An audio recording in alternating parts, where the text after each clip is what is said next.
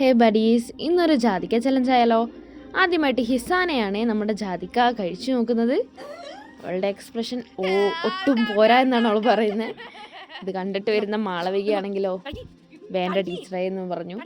ഞാൻ സമ്മതിച്ചില്ല. ഒരു കടി, ചെറിയ കടി അടിക്കാൻ പറഞ്ഞു. അവൾ ശ്രമിക്കുന്നുണ്ട്, മാക്സിമം എഫേർട്ട് ഇട്ടു. അങ്ങനൊരു കടി കടിച്ചു കഴിഞ്ഞിട്ടുള്ള എക്സ്പ്രഷനാണത്. അടുത്ത നമ്മുടെ ഫാത്തിമയാണേ.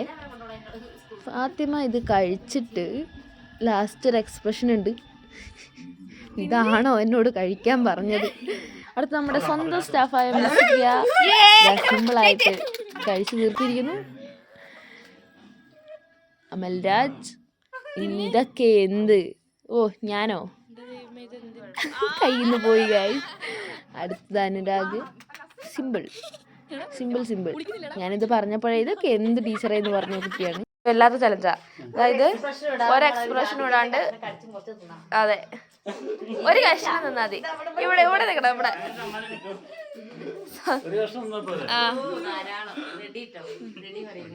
റെഡി. ഇതിന് മധുരമായിരുന്നു എന്നാ തോന്നുന്നത്. ഈ മനോഹരമായ ചിരിയോടുകൂടി ഇന്നത്തെ വീഡിയോ വൈൻഡപ്പ് ചെയ്യുന്നു. ഏറ്റവും നന്നായി ജാതിക്ക കഴിച്ച ആളുടെ പേര് കമന്റ് ചെയ്യുക. Thank you.